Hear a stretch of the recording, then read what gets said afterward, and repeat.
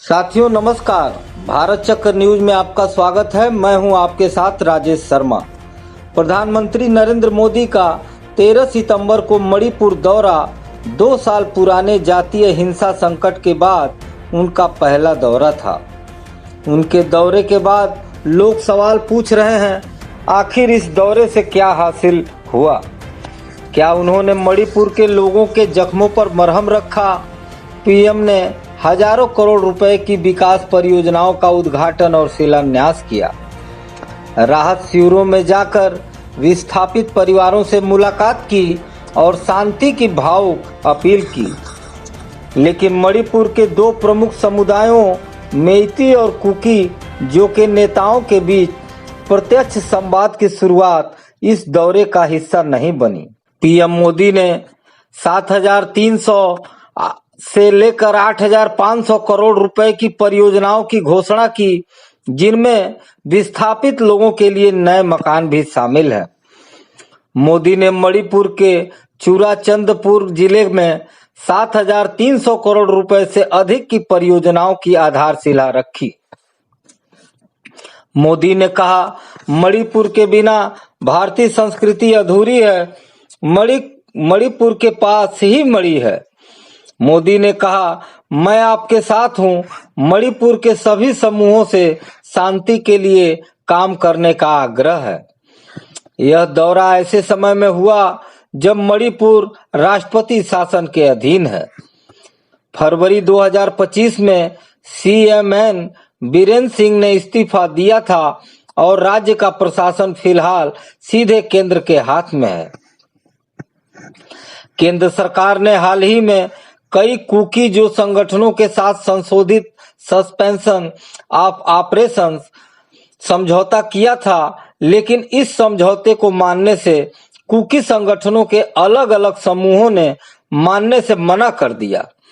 आलोचक क्यों कह रहे हैं यह दौरा बहुत देर से हुआ है? यह दौरा 2 साल पहले होना चाहिए था, जब हिंसा अपने चरम पर थी। इतने लंबे इंतजार ने समुदायों के बीच अविश्वास और वैमनस्य को और भी गहरा कर दिया है। मेइती और कुकी जो नेताओं के बीच संवाद कराने का अभाव खटकता रहा। यह दौरा उसे ऐतिहासिक अवसर में बदल सकता था, जब प्रधानमंत्री दोनों पक्षों के नेताओं को एक मंच पर लाकर संवाद शुरू करते। लेकिन ऐसी कोई संयुक्त बैठक या मध्यस्थता सार्वजनिक रूप से नहीं हुई। प्रधानमंत्री मोदी एकाध शिविरों में विस्थापितों से मुलाकात करने पहुंचे, लेकिन नेतृत्व स्तर पर विश्वास बहाली का संकेत नहीं मिला। मणिपुर या कहीं के लिए भी विकास योजनाएं जरूरी हैं, लेकिन वे पहचान, भूमि अधिकार और राजनीतिक स्वायत्तता जैसी गहरी चिंताओं को हल नहीं कर सकती। जब तक कोई पारदर्शी राजनीतिक रोडमैप और न्याय की प्रक्रिया नहीं बनती, तब तक केवल विकास को समाधान मानना तकनीकी नजरिया लगता है। एक ओर सरकार सुरक्षा स्तर पर मेतेई और कुकी जो संगठनों से समझौता कर रही है, दूसरी ओर सार्वजनिक तौर पर दोनों समुदाय के नेताओं को साथ लाने से बच रही है। यह रणनीति अलग अलग ट्रैक पर चल रही है और बड़े राजनीतिक अवसर के चूकने का संकेत देती है। इसी तरह पूर्व सीएम बीरेन्द्र सिंह का ऑडियो वायरल हुआ, जिसमें वो मैतेई लोगों के पक्ष लेते दिख रहे हैं, लेकिन बीजेपी ने इस नेता के खिलाफ कोई कार्रवाई नहीं की, जबकि सबसे ज्यादा हिंसा बीरेन्द्र सिंह के मुख्यमंत्री रहने के दौरान हुई। यहाँ यह बताना भी जरूरी है कि मैतेई आमतौर पर हिंदू हैं और दूसरी तरफ कुकी जो आदिवासी लोग हैं। पीएम मोदी का दौरा प्रतीकात्मक रूप से महत्वपूर्ण था और इसने यह दिखाया कि केंद्र मणिपुर को लेकर बहुत गंभीर है, लेकिन इसे निर्णायक राजनीति हस्तक्षेप नहीं कहा जा सकता।